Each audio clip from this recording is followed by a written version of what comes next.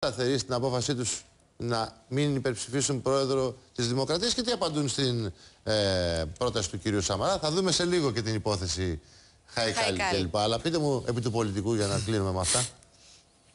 Ξέρετε, από τις αρχαίες τραγωδίες μέχρι τις μεγάλες κινηματογραφικές παραγωγές, αυτό που αλλάζει την ουσία και το νόημα είναι ο απομηχανής Θεός.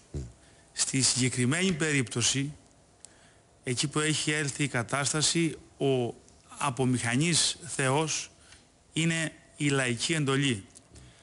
Αν λοιπόν σε αυτό το σημείο που έχει αποδειχτεί ότι τα πλαίσια της μνημονιακής πολιτικής, δεν λέω τα αποτελέσματα της κυβέρνησης Σαμαρά, διότι η κυβέρνηση Σαμαρά ακολούθησε την ίδια γραμμή με τους προκατόχους της.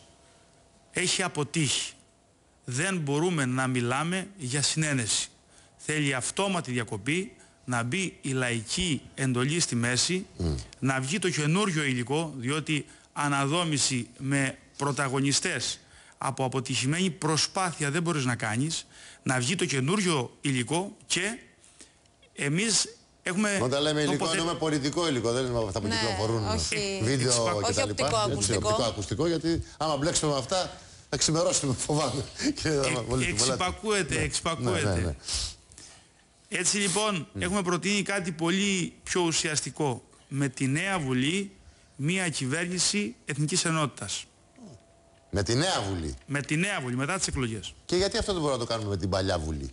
Διότι οι αρχιτέκτονες της καταστροφής είναι μέσα στην παλιά Βουλή. Διότι οι πρωταγωνιστές αυτής της προσπάθειας που είναι αποτυχημένοι είναι στη νέα Βουλή. Προσέξτε και δεν με απολύτε, γιατί είναι ενδιαφέρον αυτό που λέτε. Εσείς λέτε με τη νέα Βουλή, στην οποία φαντάζομαι και ο κύριος Σαμαράς θα είναι παρόν και ο κύριος Βενιζέλος μάλλον θα είναι παρόν και όλα τα κόμματα θα είναι με τον ένα με τον άλλο τρόπο. Παμπάλαιο υλικό θα είναι στη νέα Βουλή. Μπορεί κύριε Τσούκαλη, δεν ξέρω πότε ψηφίζει. Κατά πάσα πιθανότητα. Σταυρώνει και πάει λέγοντας. Λοιπόν, λέω λοιπόν ότι λέτε εθνική, δεν λέτε μια νέα πλειοψηφία. Να μου λέγατε με τη νέα Βουλή θα έχουμε μια νέα πλειοψηφία που θα έχει νέα γραμμή, το καταλαβαίνω. Αλλά μου λέτε στη νέα Βουλή εθνική, δηλαδή και ο Σαμαράς και ο Βενιζέλος και ο Κουβέλης και όλοι, εν πάση περιπτώσει. Νομίζω... γιατί όχι τότε τώρα να γλιτώσουμε και το δίμηνο που μας έχουν επί ψηλού κρεμάμενοι. Κοιτάξτε. Επειδή... Θα φέρουμε λίγο νερό κύριε Τσούκαλη, γιατί... Ναι. Όχι, έχω βράσιμο, είναι αυτό το... Μιλάτε πολύ τον τελευταίο καιρό γι' αυτό. Πολιτικό είναι το βράσιμο. Ακούστε.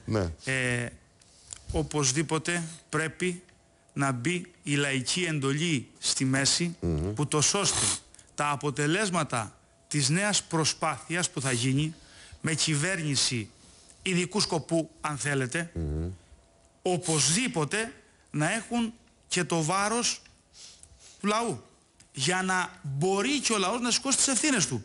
Δηλαδή μέχρι τώρα αυτοί οι οποίοι επέλεξαν αυτή την κυβέρνηση, από ό,τι φαίνεται δεν είναι ευχαριστημένοι. Έχουν όμως και την ευθύνη. Δηλαδή αυτός ο οποίος ψήφισε αυτό το κυβερνητικό σχήμα και εισπράττει οδύνη, έχει και την ευθύνη αυτής της οδύνης. Εδώ λοιπόν που δίνει το περιθώριο να ανακοπεί αυτή η πορεία και να γίνει ένα νέο ξεκίνημα, πρέπει πρώτον να προσέξουμε δύο πράγματα. Να προσέξουμε μάλλον δύο πράγματα, με πρώτο το ότι ποιοι θα είναι στη νέα Βουλή, και δεύτερον η επιλογή που θα γίνει θα έχει και ένα βάρος ευθύνης για ό,τι επακολουθηθεί μετά. Αν δηλαδή η κυβέρνηση ειδικού σκοπού ασκήσει μια πολιτική που θα έχει ένα βάρος, μπορεί να προκαλέσει οδύνες κοινωνικές, να έχει μια ευθύνη εκ νέου. Μάλιστα. Λοιπόν, λέτε, αλλά η μαύρη αλήθεια δυστυχώς είναι ότι όλο αυτό έχει ενταχθεί στο πολιτικό γίγνεσθε και επικυριαρχεί, θα έλεγα, του πολιτικού. Βέβαια. Και αντί να συζητάμε τώρα για το με ποια θέση θα πρέπει να συζητήσουμε το Φλεβάρι με την Τρόικα και πού θα πάει η χώρα, συζητάμε υποκλοπές, η δικαιοσύνη αν έκανε τη δουλειά της, δεν την έκανε. Λέω. Δύο λεπτά. Κύριε Δαμαπολίτη, για ελάτε, γιατί έθεσε μερικά ζητήματα ο κύριος Πλεύρης. Νομίζω ότι είχα κοσμιότατη συμπεριφορά και παρότι υπόθηκαν τέτοια πράγματα, δεν διέκοψα τους συνομιλητές. Θα παρακαλούσα να γίνει το ίδιο και σε μένα. Παρακαλώ, να κάνω μια ολοκληρωμένη τοποθέτηση. Ξέρουμε πολύ καλά ότι το παρασκήνιο διαμορφώνει το προσκήνιο. Δεν είναι λοιπόν έντιμο όταν ο παρασκηνιακός μηχανισμός δουλεύει με αυτόν τον τρόπο και εμείς βλέπουμε αυτή την αθέατη πτυχή του να το καταγγείλουμε για να γίνει μια κάθαρση.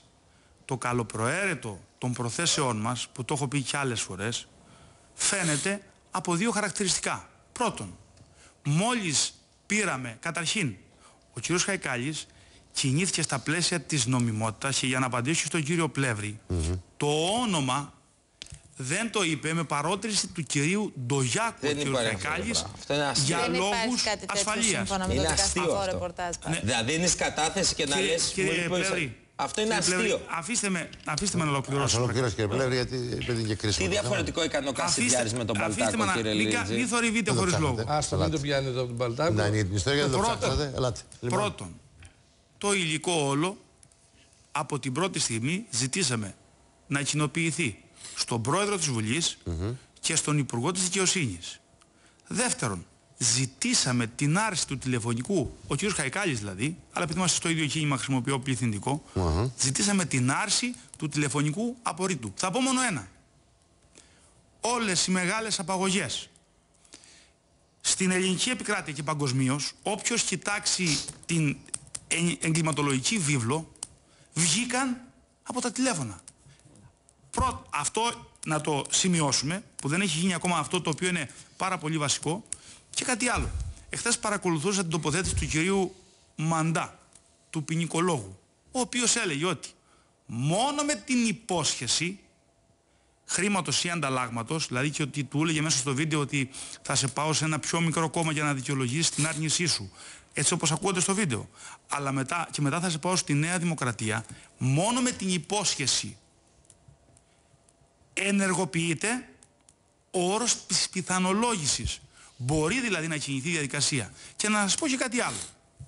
Έχουμε το πρώτο γεγονός, το οποίο μόλις έγινε, πήγε όλο το μηχανισμό που έχει μέσα το υλικό καταγραφής μέσα στην εισαγγελία, το κατέγραψε με έκθεση εκθέσεως και είναι εκεί ακόμα.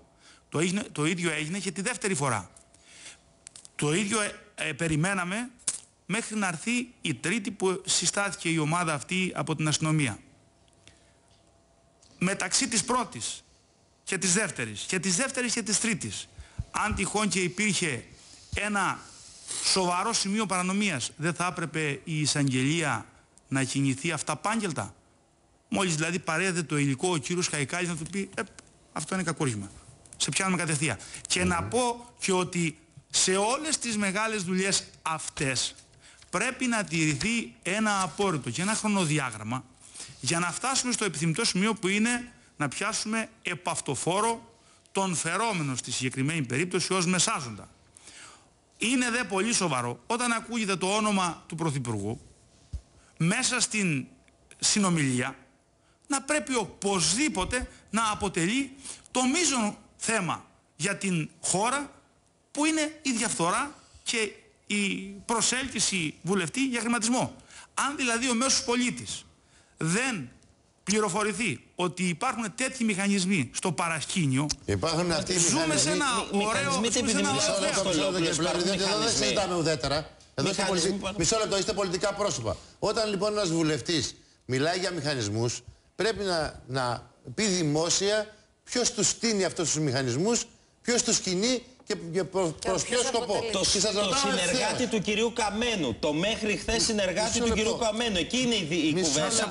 Ρωτώ ευθέως. Αυτοί είναι οι μηχανισμοί που στείνει η κυβέρνηση και ο κύριος Αποστολόπουλος σταλμένος από τον Πρωθυπουργό την έκανε τη δουλειά? Διότι εγώ άκουσα τον κύριο Χαϊκάλη να λέει όχι. Μετά βέβαια τον άκουσα να λέει θα κάνει μήνυση στον Πρωθυπουργό. Δεν κάνει μήνυση στον Πρωθυπουργό. Να ξέρουμε τι συμβαίνει. Ποιος θα στείνει αυτά? Ποιος θα στείνει? Ο κύριος Λαζόπουλος, τι δουλειά έχει ο κύριος Λαζόπουλος όλη αυτή την ιστορία, μπορείτε να μου πείτε? Ακούστε.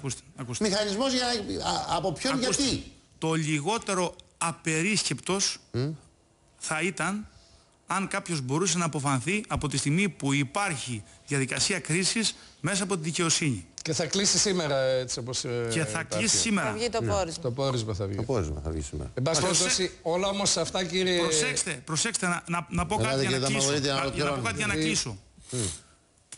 μερικές φορές το σύννεφο των εντυπώσεων μπορεί να κερδίσει καμιά φορά και το παιχνίδι της ουσίας. Δηλαδή αυτή τη στιγμή υπάρχει ένα βίντεο το οποίο προβάλλεται και δείχνει το συνεργάτη του κυρίου Καμένου, τον κύριο Αποστολόπουλου. Δεν είδαμε όμως πουθενά και ποτέ μια φωτογραφία από το πεδίο της Νέας Δημοκρατίας που από εκεί συστήθηκε στον κύριο Καμένο. Δεν είδαμε μια φωτογραφία από το γραφείο του κυρίου Σταμάτη, του βουλευτή επικρατείας της Νέας Δημοκρατίας. Δεν είδαμε μια φωτογραφία από το, πολιτικό περιβάλλον. Μάρτυρα σε δίκη για τα CDS τον είχε τον κύριο Αποστολόπουλο. Συστήθηκε από τη Νέα Δημοκρατία. Ο κύριος Σαμαράς συνέστησε στον κύριο Καμένο. Αλλά για να το κλείσω αυτό, ο Χούγκο Τσάβες. Δηλαδή Σαμαράς και Καμένος συνεργάζονται. Γιατί το συνέστησε τον κύριο Καμένο? Γιατί να του το συστήσει, μπορείτε να μου πείτε? Κύριε Κουτσούκο, αυτό που είπατε είναι μια καλή προσπάθεια για να δημιουργήσετε εντυπώσεις. Αλλά ο κόσμος ξέρει εσείς τα λέτε αυτά. Ναι, ο κόσμος όμως ξέρει. Τι δουλειά έχει ο Σαμαράς με τον Καμένο? Να σας πω. Ο κόσμος ξέρει ότι δεν γίνονται δωροδοκίες μέσω Facebook, που νόμιζε η κυρία Ξουλίδου. Με το θόρυβο.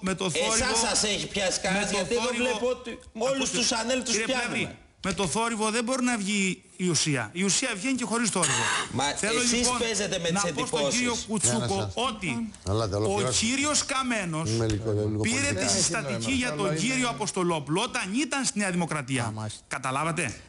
Αυτό είναι το πιο βασικό απ' όλα. Ότι συναισθήθη το πρόσωπο αυτό από τον Πρωθυπουργό. Δεν είδαμε όμως πουθενά μια φωτογραφία.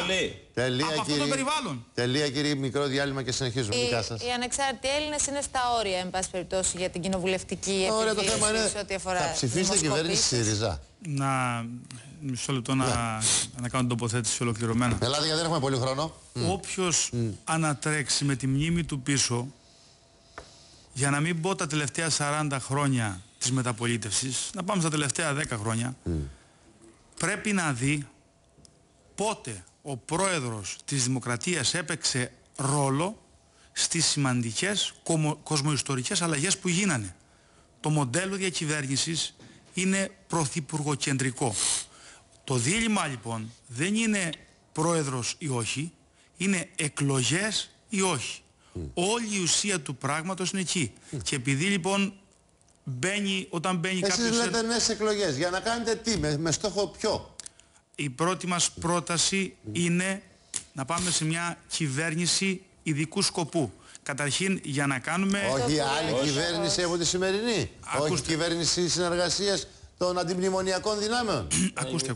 Το ανάχωμα στα εθνικά θέματα του ΣΥΡΙΖΑ. Το πρώτο πράγμα που θα προτείνουμε είναι μια κυβέρνηση ειδικού σκοπού ή κυβέρνηση εθνικής συνεργασίας, όπως θέλετε πείτε το. Αν τυχόν και δεν προκύψει αυτό, μπορούμε να συνεργαστούμε με τις νέες δυνάμεις που θα προκύψουν από την καινούρια Βουλή, που θα έχουν όμως συμβατικότητα με τα στοιχεία. Συμβατικότητα έχει να κάνει με τις κόκκινες γραμμές που έχουμε θέσει και είναι κάτι το οποίο θα συζητηθεί όταν έχουμε τα ουσιαστικά αποτελέσματα. Ευχαριστούμε πολύ, κύριε Δαμαβολίτη. Ευχαριστούμε πολύ. Ευχαριστούμε όλους.